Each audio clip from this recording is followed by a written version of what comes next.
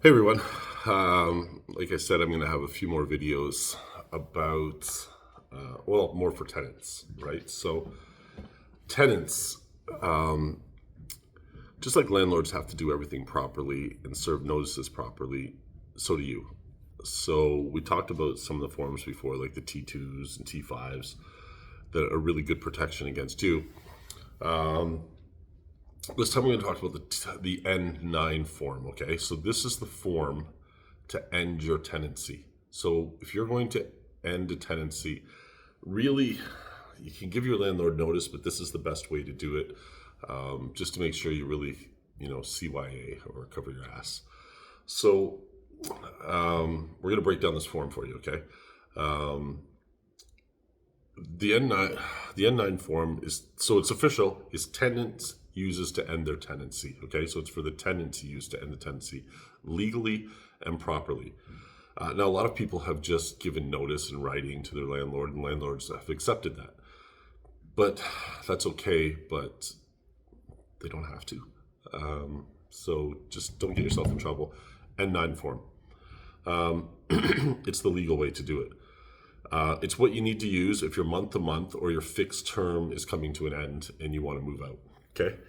If you just leave without filling this out and giving proper notice, you could still be on the hook for rent. Okay. Or maybe they'll take your last month's rent, so you didn't give proper notice, you're gone, but we're keeping it. So,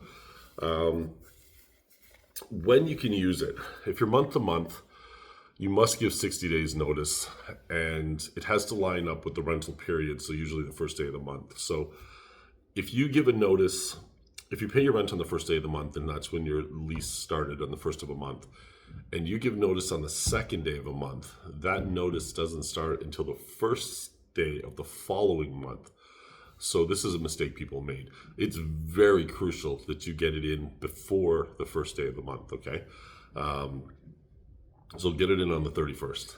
So now sometimes landlords are pretty cool about things, especially when there's a lot of tenants out there and they know they can fill up your space fast, and they can generally go higher with the rent. So they haven't minded for a while, but rents, good news, are starting to slip down, and housing prices are starting to slip down at this point. So if a landlord has you at a high rent, he may want to keep you there. So let's make sure we do things properly, okay?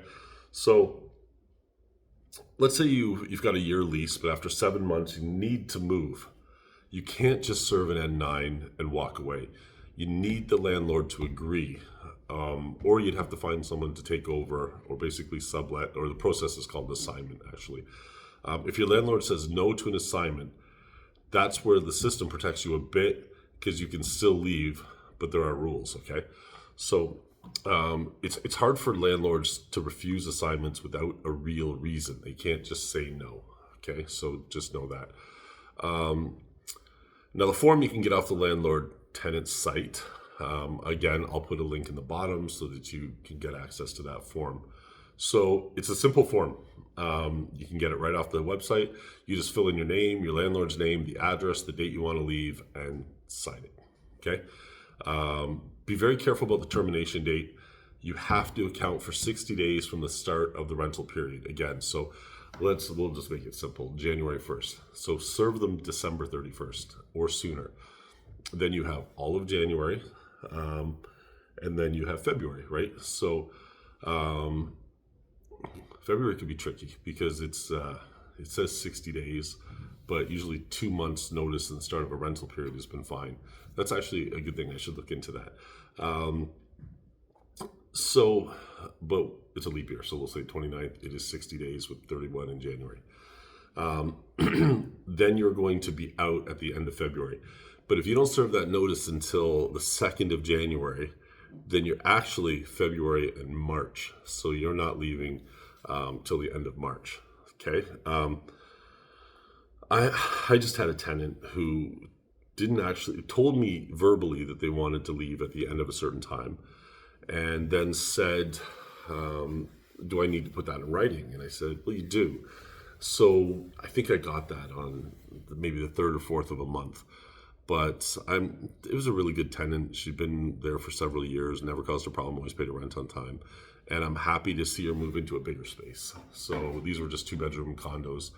I think most landlords will be like that, but sometimes you get into these cookie cutter apartment buildings and high rises and stuff, and they follow the rules to a T. Sometimes it's the smaller units and smaller complexes where it's more one-on-one and you can talk to your landlord. So the big one, you hand in your form, they might come back to you and say, great, you have till the end of that month. So they'll be after you for that last month's rent, or they'll be keeping it. So let's go into what else I have here. So again, I'll put the form in the comments, okay? So I put it in the description. I usually leave a link for forms. So now, how do you deliver this form properly? You have to serve this form properly, okay? That means hand delivery, registered mail, or email only if the landlord has agreed to email communications, which that's another thing. I like to do this on my leases, okay? So when I give a lease to a tenant, I always mark in, will you accept communications via email? And then I can put that they, where you put in the email that they've read it, right? So a receipt that they've read it. So you can do that too. And then you can serve this notice by email if you don't want to, because sometimes landlords are in Toronto, or, you're in Ottawa, or they're in London, and people are all over the place, right? So check that you can do by email, or ask the landlord if it's okay if you serve it by email. Okay, so I accepted mine by email. I put it in there. But if you want to be really cautious, just serve it to them, have it delivered to them. I don't want to say it, usually people are okay, but you never know. If you don't trust your landlord, or you have a kind of a bad relationship with them, or let's say you left a mess in the house or some damage, they might come after you for this if you haven't served it properly, all right? So serve things properly. And you should always keep a copy and proof of delivery just in case. Now, I've seen this a lot of times where people get the copy, they fill it out, and then they give it to the landlord, and they don't keep a copy for themselves. You can get the landlord to agree to two. I've videotaped somebody signing one before and handing it to them, and they were okay with that. So you got to have that proof, because after you give it to the landlord, I mean, they could shred it and say, I never got anything, right? Believe it or not, there are bad landlords out there, and I say this every time, and there's bad tenants, and that's why we're here, all right? And we make the videos so that I don't have to say this every time, because already we're 7 minutes and 30 seconds into this, and I can't have this conversation every time. So, okay, so delivery. Now, I've had tenants give me an N9, and then 2 weeks later they say, actually, I want to stay. If you're a landlord, since the N9 is accepted and acted on, you're not required to let them stay. But if nothing changed yet, you can agree to void it. So again, we haven't looked for a tenant for my one that's leaving now. So she's leaving at the end of next month. If she all of a sudden reversed her decision and said, I would like to stay now, fine, stay. Okay, and just know that that notice is void, and don't pop out at me at the end of the month. You're gonna have to reserve me. So there can be that, but the landlord doesn't have to let you stay. They may have already found a tenant. They may have raised the rent for that new tenant, and they're anxious to get them in. So, okay. How about you have 2 tenants and 1 leaves? This actually brings up another story. 2 tenants and 1 leaves.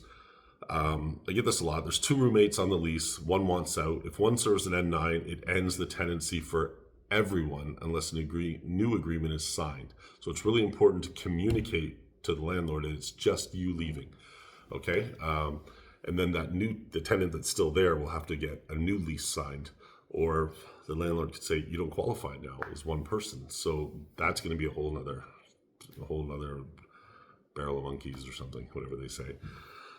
But I'm gonna go on a side thing, because I just had a call about somebody, 2 people living together. It's a mother and daughter. They're on the lease, both on the lease.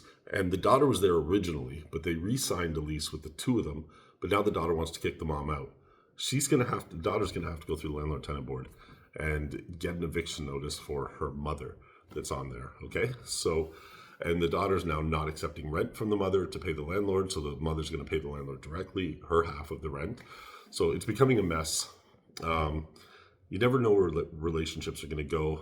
Always do things properly. It's just paperwork. Again, I'm a real estate agent, but I also have Sky Property Management. We do a pay-as-you-go service if you ever need these kind of forms filled out, okay? So let me wrap this up. So if you're planning to move out, do it right. Don't just stop paying rent, and don't just leave. That can lead to the tribunal issues and collections. And remember, a lot of these landlords will go after collection agencies, garnish your wages, etc. Tenants have rights, but so do landlords. And using the proper forms keeps things clean for everyone. Okay, so let me know in the comments if you've ever used an N9 before and how that worked out. Landlords, how do you usually handle a notice?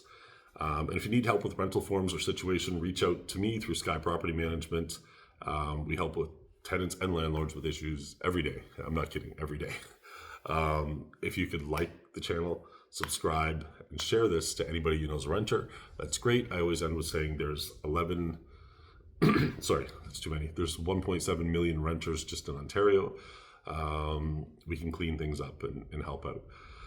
So I think that being said, that's it.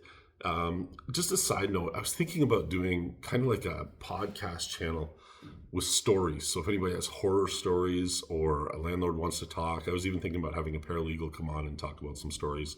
And Josh and I were going to talk about some stories that we've encountered, because sometimes the scenarios, I think, help put things into perspective a lot more. And we'd love for people to call in. And again, anything. We want this channel to be a learning channel for everybody. We want to keep everybody safe. We may have to go over scams again, whatever. But anyway, I appreciate you all. Have a good day. I hope this stuff is helping.